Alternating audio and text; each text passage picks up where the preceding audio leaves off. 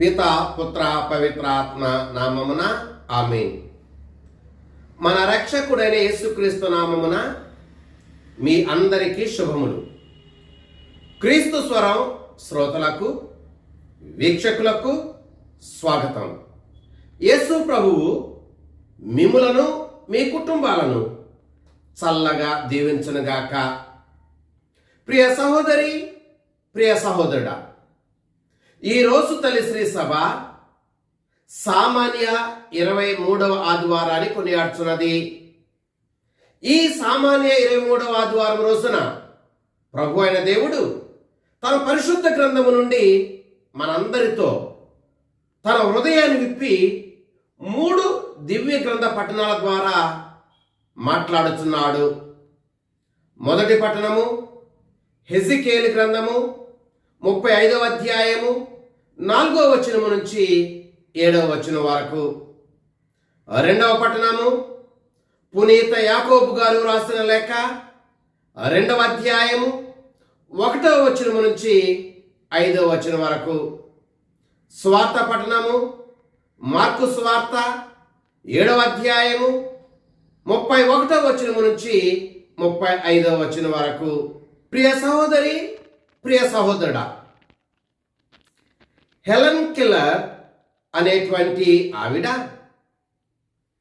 తాను మూగతనముతో, చెవిటితనముతో, అంధత్వముతో బాధపడేది. ఈ Helen Keller the story of my life అనేటువంటి పుస్తకములో తన బాధను ఇలా రాసింది. తన యొక్క మూగతనం వలన తను ఇతరులతో సమాచారాన్ని పంచుకోలేనటువంటి స్థితి బట్టి, ఇతరులు తనను అవమానిస్తున్నటువంటి రీతి బట్టి తాను చాలా ఒత్తిడికి లోనయ్యే దానిని అని,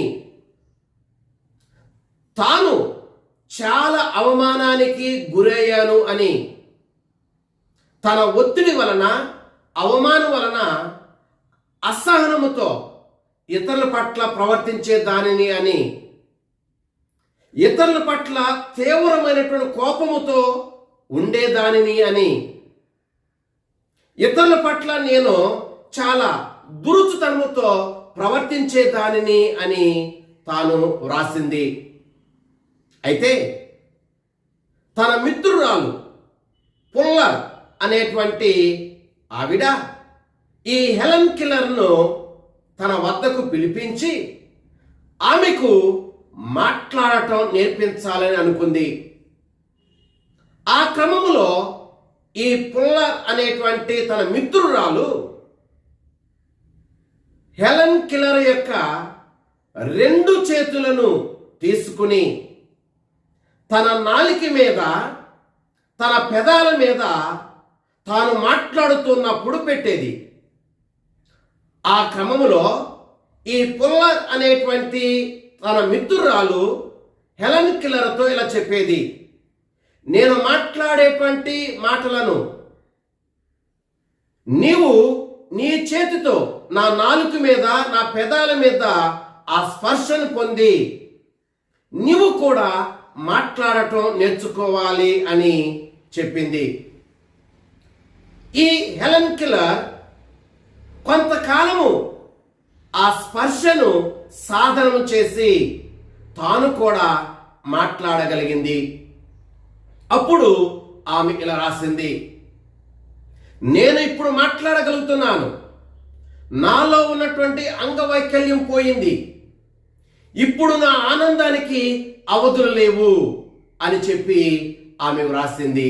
ప్రియ సహోదరి, ప్రియ సహోదరుడా, ఈనాటి స్వార్థ పట్టణంలో యేసుక్రీస్తు ప్రభువు ఓ మోగ చెవిటి వాణిని తాను బాగు చేయటం గురించి మనం వింటూ ఉన్నాము. ఈనాడు మనం వింటూ ఉన్నటువంటి ఈ మోగ చెవిటి వాడు కూడా ఎంతగా అవమానాన్ని పొందాడో, ఎంతగా హేళనకు గురయ్యాడో, ఎంతగా ఒత్తిడికి లోనయ్యాడో మనకి అర్థమవుతూ ఉంది. ప్రియ సహోదరి, ప్రియ సహోదరుడా, మన విషయానికి వస్తే దేవుడు మనల్ని ఎటువంటి అంగవైకల్యం లేకుండా దీవించాడు.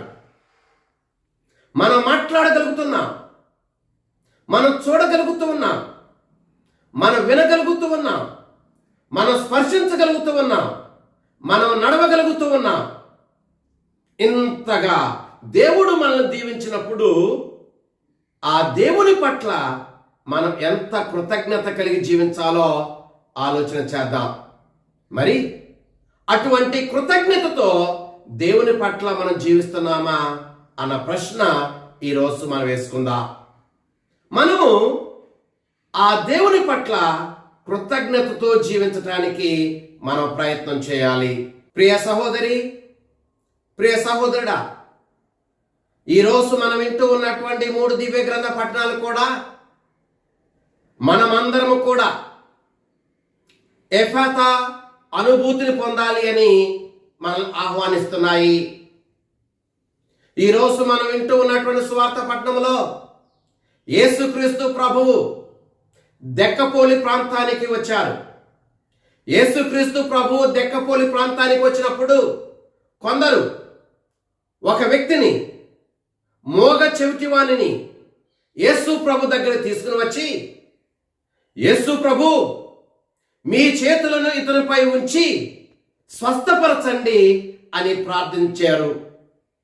అప్పుడు యేసు ప్రభువు ఆ మోగ చెవిటి వారిని ఆ జనసమూహం నుండి కొంచెం దూరముగా బయటకు తీసుకుని వెళ్ళి అతని చెవులలో తన ఉరేలు పెట్టి తన చేతి మీద ఉమ్మిని ఊసి ఆ ఉమ్మినీటితో ఉన్నటువంటి చేతితో అతని నాలుకను తాకి ఎఫ్ఫతా అని అన్నాడు. ఎఫ్ఫతా అనగా తెరవబడుము అని అర్థము. ప్రియ సహోదరి, ప్రియ సహోదరుడా, ఈ దెక్కపోలి ప్రాంతంలో ఉన్నటువంటి ఈ వ్యక్తికి ఎఫ్ఫతా అనుభూతినిచ్చాడు. దెక్కపోలి అనగా, దెక్ అనగా 10, పోలి అనగా పట్టణములు. ఈ దెక్కపోలి అనగా 10 పట్టణముల ప్రాంతము అని అర్థము. ఈ 10 పట్టణాల ప్రాంతము అన్యులు నివసించే ప్రాంతము, అన్య దైవములను పూజించే ప్రాంతము. ఈ అన్యులు నివసించే ప్రాంతములో, అన్య దైవములను పూజించే ఈ ప్రాంతములో యేసే మెస్సయ్య, యేసే రక్షకుడు అని ప్రకటించటానికి యేసుక్రీస్తు ప్రభువు ఆ వ్యక్తిని స్వస్థపరిచి ఎఫెతా అనుభూతిని ప్రసాదించాడు. ప్రియ సహోదరి, ప్రియ సహోదరుడా, ఎప్పుడైతే యేసుక్రీస్తు ప్రభు ఆ మోగ చెవిటి వానితో ఎఫెతా అని అన్నాడో వెంటనే అతని చెవులు తెరవబడ్డాయి. వెంటనే ఆయన నాలుక పట్లు సడలి సరళముగా మాట్లాడగలిగాడు. ప్రియ సహోదరి, ప్రియ సహోదరుడా, మనలో కూడా చాలా మంది మోగ చెవిటి వారు ఉంటూ ఉంటారు. మోగ చెవిటి వారు అంటే కేవలము భౌతికంగా మోగ చెవిటి వారు మాత్రమే కాదు, ఆధ్యాత్మికంగా చాలా మంది మోగవారిగా ఉంటూ ఉన్నారు. ఆధ్యాత్మికంగా చాలా మంది చెవిటి వారిగా ఉంటూ ఉన్నారు. ఆధ్యాత్మికంగా చాలా మంది గుడ్డివారిగా ఉంటూ ఉన్నారు. కనుక అలాంటి మనకు ఎఫెతా అనుభూతి కావాలి. అలాంటి మనతో కూడా యేసు ప్రభువు ఎఫెతా తెరవబడుము అని చెప్పాలి. ప్రభు, నా కనులను తెరువుము. ప్రభు, నా హృదయాన్ని తెరువుము. ప్రభు, నా చెవులను తెరువుము. ప్రభు, నా నోటిని తెరువుము అని చెప్పి మనము కూడా ఈ రోజున ప్రార్థన చేయాలి. ప్రియ సహోదరి, ప్రియ సహోదరుడా, యేసుక్రీస్తు ప్రభువు ఆ దెక్కపోలి ప్రాంతానికి వచ్చినప్పుడు కొంతమంది మోగ చెవిటి వారిని యేసు ప్రభు దగ్గరికి తీసుకొచ్చి తన చేతులను అతనిపై ఉంచి అతన్ని స్వస్థపరచమని వారు ప్రార్థన చేశారు. ప్రియ సహోదరి, ప్రియ సహోదరుడా, మన కుటుంబంలో చాలామంది ఇలాంటి వారు ఉంటూ ఉన్నారు. మన సంఘములో చాలామంది ఇలాంటి వారు ఉంటూ ఉన్నారు. మన సమాజంలో చాలామంది ఇలాంటి వారు ఉంటూ ఉన్నారు. కొందరు భౌతికముగా మోగవారిగా చెవిటివారిగా ఉంటూ ఉన్నారు. మరికొందరు భౌతికంగా అన్ని బాగున్నా ఆధ్యాత్మికముగా మోగవారిగా ఉంటున్నారు. ఆధ్యాత్మికంగా చెవిటివారిగా ఉంటున్నారు. ఆధ్యాత్మికంగా గుడ్డివారుగా ఉంటూ ఉన్నారు. అయితే ఆ ప్రజలు ఏ విధముగా అయితే ఆ మోగ చెవిటి వారిని యేసు ప్రభు దగ్గరికి తీసుకుని వచ్చి స్వస్థపరచమని ప్రార్థన చేశారో, అలాగే మన ఇంటిలో ఉన్న వారిని భౌతికంగా కావచ్చు, ఆధ్యాత్మికంగా కావచ్చు, మోగ చెవిటి వారిగా ఉన్న వారిని, మన సంఘములో ఉన్న వారిని, మన సమాజంలో ఉన్నటువంటి వారిని మనం కూడా యేసు ప్రభు దగ్గరికి తీసుకురావాలి. ప్రభు స్వస్థపరచండి, ప్రభు వీరిని తాకండి అని మనం ప్రార్థన చేయాలి. ప్రియ సహోదరి, ప్రియ సహోదరుడా, ఈ సమయంలో పరిశుద్ధ గ్రంథములో ఎవరెవరైతే యేసుక్రీస్తు ప్రభు దగ్గరికి తమ తోటి వారిని తీసుకొచ్చారో, ఆ తీసుకుని రాబడినటువంటి వారు యేసుక్రీస్తు ప్రభు యొక్క స్వస్థతను, రక్షణ పొందారో మనము ఇప్పుడు బైబిల్ గ్రంథము నుంచి కొన్ని విషయాలను ధ్యానం చేద్దాం. నెంబర్ 1, ఫిలిప్పు నతానియేలును యేసు ప్రభు వద్దకు తీసుకుని వచ్చాడు. యోహాను సువార్త 1వ అధ్యాయము 46-47 వచనములు. ప్రియ సహోదరి, ప్రియ సహోదరుడా, ఫిలిప్పు నతానియేలును యేసు ప్రభు వద్దకు తీసుకుని వచ్చినప్పుడు నతానియేలు జీవితం ధన్యత చెందింది. అలాగే మనము కూడా మన కుటుంబీకులు కావచ్చు, బంధువులు కావచ్చు, మిత్రులు కావచ్చు తీసుకుని వచ్చినప్పుడు వారి జీవితం కూడా ధన్యత చెందుతుంది. నెంబర్ 2, కొందరు ఓ పక్షవాత రోగిని యేసు ప్రభు వద్దకు తీసుకుని వచ్చారు. మార్కు సువార్త 2వ అధ్యాయము 3వ వచనము. ప్రియ సహోదరి, ప్రియ సహోదరుడా, ఆ కొందరు ఆ పక్షవాత రోగిని యేసు ప్రభు వద్దకు తీసుకుని వచ్చినప్పుడు యేసుక్రీస్తు ప్రభువు అతనిని స్వస్థపరిచాడు.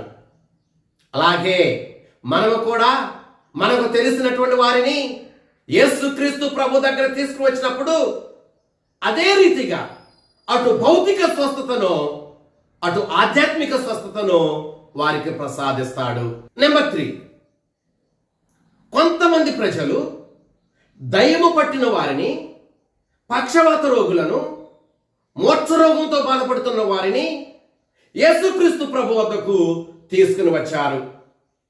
మత్తయి సువార్త 4వ అధ్యాయము 24వ వచనము. ప్రియ సహోదరి, సహోదరుడా, ఆ ప్రజలు ఇలా పీడింపబడుతున్న వారిని యేసు ప్రభు దగ్గరకు తీసుకుని వచ్చినప్పుడు వారికి విడుదలను ప్రసాదించాడు. అలాగే మనము కూడా అటు ఆధ్యాత్మికముగా, ఇటు భౌతికముగా పీడింపబడుతున్నటువంటి వారిని యేసుక్రీస్తు ప్రభు వద్దకు మనము తీసుకుని వచ్చినప్పుడు అలాంటి వారికి యేసుక్రీస్తు ప్రభు విడుదలను ప్రసాదిస్తాడు. నెంబర్ 4, ఓ తండ్రి మూర్ఛ రోగముతో బాధపడుతున్నటువంటి తన కుమారుని యేసు ప్రభు వద్దకు తీసుకుని వచ్చాడు. మత్తయి సువార్త 17వ అధ్యాయము 15వ వచనము.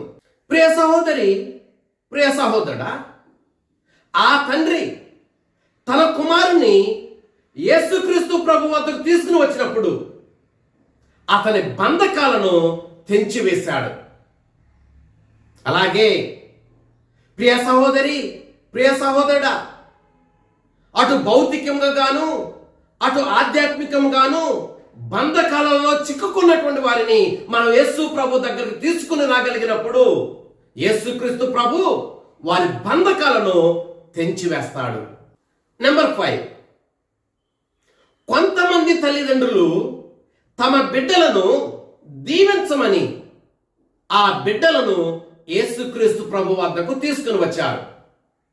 మార్కు సువార్త 10వ అధ్యాయము 13వ వచనము.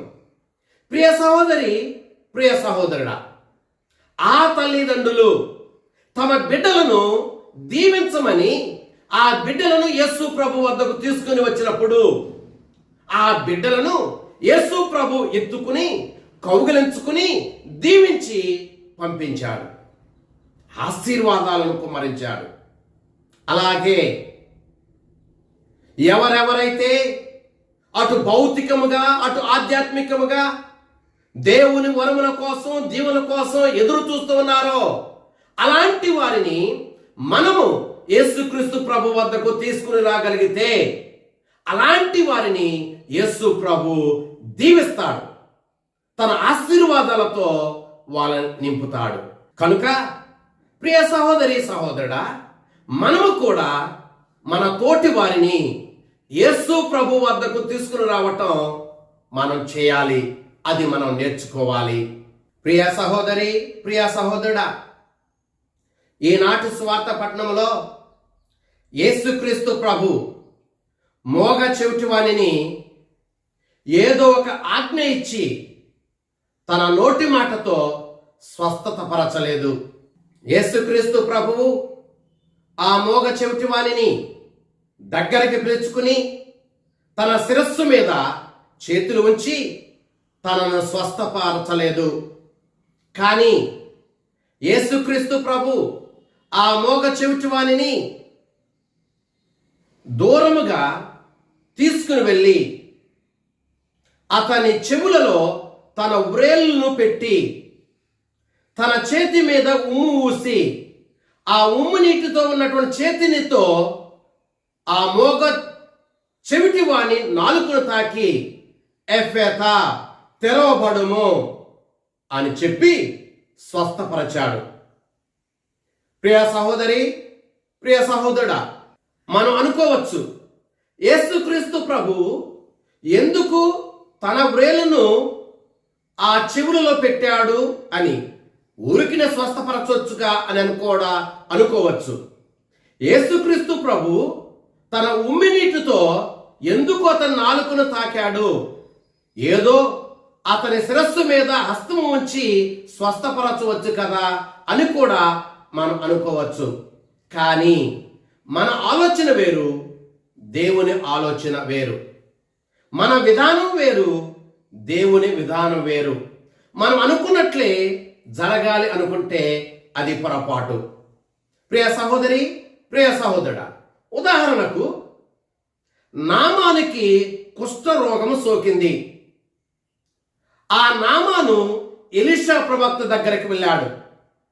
ఎలీషా ప్రవక్త దగ్గరికి వెళితే ఎలీషా ప్రవక్త, నీవు వెళ్ళి యోర్దాను నదిలో 7 సార్లు మునుగు, నీవు స్వస్థత పొందుతావు అని అన్నాడు. కానీ ఈ నామాను ఆ ఎలీషా ప్రవక్తతో ఇలా అంటున్నాడు, నేను నీ దగ్గరికి వచ్చింది, నీవేదో నీ చేతితో నా దేహం మీద నీ చెయ్యిని ఉంచి దానిని తాకి నన్ను స్వస్థపరుస్తావేమో అనుకున్నాను. కానీ నీవు వెళ్ళి యోర్దాను నదిలో 7 సార్లు మునగమంటున్నావు. ఆ నది కన్నా శ్రేష్టమైన నదులు నా దేశములో ఉన్నాయి కదా అని తిరిగి వెళ్ళిపోయాడు. ప్రియ సహోదరి, ప్రియ సహోదరుడా, నామాను అనుకున్నది ఒకటే, దేవుడు జరిపించింది మరొకటి. కనుక ఈరోజు మనం గ్రహించవలసింది ఏమిటంటే, దేవునికి మన పట్ల ఉన్నటువంటి ప్రణాళికలు నెరవేరతాయి, మనమనుకున్న ప్రణాళికలు కాదు అన్న విషయాన్ని మనం గ్రహించాలి. ప్రియ సహోదరి, ప్రియ సహోదరుడా, ఈరోజు మనము కూడా అటు భౌతికంగా ఇటు ఆధ్యాత్మికంగా మోగతనముతో, చెవిటితనముతో, అంధత్వముతో హృదయ కాఠిన్యముతో బాధపడుతున్నటువంటి మనము యేసు ప్రభుని అడగాలి, ప్రభు నీ హస్తముతో మమ్ము తాకుము అని. ప్రియులారా, ప్రభుని స్పర్శ, ప్రభుని హస్తము చాలా చాలా శక్తివంతమైనది. ప్రభుని స్పర్శ ఎంత శక్తివంతమైనదో మన బైబిల్ గ్రంథం నుంచి కొన్ని ఉదాహరణలను ఇప్పుడు మనం చూద్దాం. నెంబర్ 1, యేసుక్రీస్తు ప్రభు పేతురు అత్తను తన చేతితో స్పర్శించాడు, తన చేతి పట్టుకుని లేపాడు. మత్తయి సువార్త 8వ అధ్యాయము 15వ వచనము ఈ సత్యాన్ని మనకు తెలియజేస్తుంది. యేసుక్రీస్తు ప్రభు సీమోను అత్తను స్పర్శించగానే ఆమెలో ఉన్నటువంటి జ్వరము పోయింది. పిల్లరా, అటువంటి స్పర్శ, ఆధ్యాత్మిక స్పర్శ మనందరికీ కావాలి. ప్రభు మమ్మల్ని కూడా తాకండి అని ప్రార్థన చేద్దాం.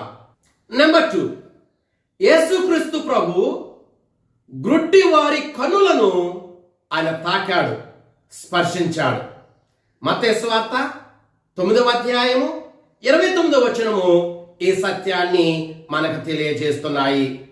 ఎప్పుడైతే యేసుక్రీస్తు ప్రభు ఆ గుడ్డి వారి యొక్క కన్నులను తాకాడో వారి అంధత్వం పోయింది, మరలా వాళ్ళు చూడగలిగారు, కొత్త జీవితాన్ని ప్రారంభించారు. ప్రియ సహోదరి, ప్రియ సహోదరుడా, అంత శక్తివంతమైనది దేవుని స్పర్శ. కనుక ప్రభు మా యొక్క కన్నులను మీరు తాకండి, స్పర్శించండి అని మనం ప్రార్థన చేయాలి. నెంబర్ 3, యేసుక్రీస్తు ప్రభు కుష్ఠరోగిని తాకాడు. మార్కు సువార్త 1వ అధ్యాయము 41వ వచనము. ప్రియ సహోదరి, ప్రియ సహోదరుడా, ఎప్పుడైతే యేసుక్రీస్తు ప్రభు కుష్ఠరోగిని తాకాడో తన కుష్ఠరోగము పోయింది, తన దేహమంతా క్రొత్త దేహముగా మారింది. అది యేసుక్రీస్తు యొక్క స్పర్శలో ఉన్నటువంటి శక్తి. ప్రియ సహోదరి, ప్రియ సహోదరుడా, మన జీవితాలను కూడా నూతనీకరించమని ప్రభు మా జీవితాలను తాకండి అని ప్రార్థన చేయాలి. నెంబర్ 4, యేసుక్రీస్తు ప్రభు యాయూరు కుమార్తెను తాకాడు. మార్కు సువార్త 5వ అధ్యాయము 41వ వచనము. ప్రియ సహోదరి, ప్రియ సహోదరుడా, ఎప్పుడైతే యేసుక్రీస్తు ప్రభువు యాయూరు కుమార్తెను తాకాడో, స్పర్శించాడో ఆమె జీవాన్ని పొందింది, మరణాన్ని గెలిచింది, మరల బ్రతికింది. అది యేసుక్రీస్తు ప్రభు యొక్క స్పర్శలో ఉన్నటువంటి శక్తి. ప్రియ సహోదరి, ప్రియ సహోదరుడా, అటువంటి నూతన జీవితాన్ని మనకు కూడా అనుగ్రహించమని ప్రభు మా జీవితాలను మీరు తాకండి అని మనం ప్రార్థన చేసుకోవాలి.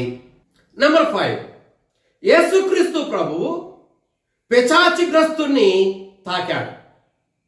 మార్కు సువార్త 9వ అధ్యాయము 27వ వచనము ఈ సత్యాన్ని మనకు తెలియజేస్తుంది. ప్రియ సహోదరి, ప్రియ సహోదరుడా, ఎప్పుడైతే యేసుక్రీస్తు ప్రభు ఆ పిశాచిగ్రస్తుని తాకాడో అప్పటి వరకు తనని పట్టి పీడిస్తున్నటువంటి ఆ పిశాచము తనను వదిలి వెళ్ళిపోయింది. ప్రియ సహోదరి, ప్రియ సహోదరుడా, అది యేసుక్రీస్తు ప్రభు యొక్క స్పర్శలో ఉన్నటువంటి శక్తి. ప్రభు మమ్మల్ని కూడా అనేక పిశాచి శక్తులు పట్టి పీడిస్తున్నాయి, అనేక పిశాచి శక్తులు మమ్మల్ని బంధిస్తూ ఉన్నాయి. ప్రభు అలాంటి బంధకాల నుంచి మాకు విడుదల ప్రసాదించు అని మనం ప్రార్థన చేసుకోవాలి. ప్రియ సహోదరి, ప్రియ సహోదరుడా, ఈ రోజున మన కనులు తెరవబడును గాక, ఈ రోజున మన చెవులు తెరవబడును గాక, ఈ రోజున మన పెదాలు తెరవబడును గాక, ఈ రోజున మన హృదయము తెరవబడును గాక. ప్రియ సహోదరి, ప్రియ సహోదరుడా, మనలో కూడా చాలా మంది ఆధ్యాత్మికంగా మోగవారిగా, చెవిటి వారిగా ఉంటున్నాం. అయితే మనలో ఉన్నటువంటి మోగతనం ఏమిటి? మనలో ఉన్నటువంటి చెవిటితనం ఏమిటి అని ఒక్కసారి ఆలోచన చేద్దాం. ప్రియ సహోదరి, ప్రియ సహోదరుడా, మనలో ఉన్నటువంటి మూగతనం ఇది. నెంబర్ 1, మనము నోరు విప్పి ప్రార్థన చేయలేకపోవటమే మన మూగతనం. నెంబర్ 2, మనలో ఉన్నటువంటి మూగతనం దేవుని గూర్చి ఇతరులకు చెప్పలేకపోవటం. నెంబర్ 3, మనలో ఉన్నటువంటి మూగతనం మనం నోరు విప్పి దేవుణ్ణి స్తుతించలేకపోవటం. నెంబర్ 4, మనలో ఉన్న మూగతనం మంచిని గూర్చి మనం మాట్లాడలేకపోవటం. నెంబర్ 5, మనలో ఉన్నటువంటి మూగతనం తప్పును తప్పు అని చెప్పి చెప్పలేకపోవటం. నెంబర్ 6, మనలో ఉన్నటువంటి మూగతనం మంచిని ఇది మంచి అని చెప్పి మనం చెప్పలేకపోవటమే మన మూగతనం. ప్రియ సహోదరి, ప్రియ సహోదరుడా, మనలో ఉన్నటువంటి ఆధ్యాత్మిక చెవిటితనం గురించి కూడా మనం తెలుసుకుందాం. ఏమిటి మనలో ఉన్నటువంటి ఆధ్యాత్మిక చెవిటితనం అంటే? నెంబర్ 1, మనలో ఉన్నటువంటి ఆధ్యాత్మిక చెవిటితనము మనము దేవుని వాక్కును వినటానికి శ్రద్ధ చూపకపోవటం. నెంబర్ 2, పేదల బాధితుల యొక్క కేకలను, వారి మనవిని మనం వినలేకపోవటం. నెంబర్ 3, ఇతరులు మనకు చెప్పేటువంటి మంచి మాటలను మనం వినలేకపోవటమే మనలో ఉన్నటువంటి చెవిటితనం. నెంబర్ 4, ఇతరుల యొక్క కష్టాలను మనము వినలేకపోవటమే మన యొక్క చెవిటితనం. నెంబర్ 5, మన ఇంటిలో ఉన్నటువంటి పెద్దల యొక్క మాటలను, పెద్ద వయసులో ఉన్నటువంటి వారి మాటలను వినలేకపోవటమే, వినటానికి శ్రద్ధ చూపకపోవటమే మనలో ఉన్నటువంటి చెవిటితనం. ప్రియ సహోదరి, ప్రియ సహోదరుడా, మనలో ఉన్నటువంటి ఆధ్యాత్మిక చెవిటితనానికి, మనలో ఉన్నటువంటి ఆధ్యాత్మిక మోగతనానికి కారణం ఏమిటంటే? నెంబర్ 1, మన పాపమే కారణము. నెంబర్ 2, మన చెడు సహవాసమే కారణము. నెంబర్ 3, మన చెడు వ్యసనాలే కారణము. నెంబర్ 4, మన గర్వమే కారణము. Number 5, drugs. నెంబర్ 6, త్రాగుబోతుతనం కారణాలు. కనుక ప్రియ సహోదరి, సహోదరుడా, మనలను ఆధ్యాత్మికంగా చెవిటివానిగాను, ఆధ్యాత్మికంగా మోగవానిగాను మనం చేసినటువంటి ఈ పాపము నుండి మనకు విడుదలనిచ్చేవాడు యేసు ప్రభువే. కనుక ప్రభు, ఈ ఆదివారం రోజున నాకు విడుదల ఇవ్వు, ఈ ఆదివారం రోజున నన్ను, నా కుటుంబాన్ని తాకు, నన్ను నా కుటుంబముతో ప్రభు ఎఫెతా తెరవబడుము అని చెప్పుము అని ప్రార్థన చేసుకుందాం. ఆ ప్రభు మనందరినీ కూడా చల్లగా దీవించునుగాక. ఆమేన్. పిత, పుత్ర, పవిత్రాత్మ నామమున ఆమేన్.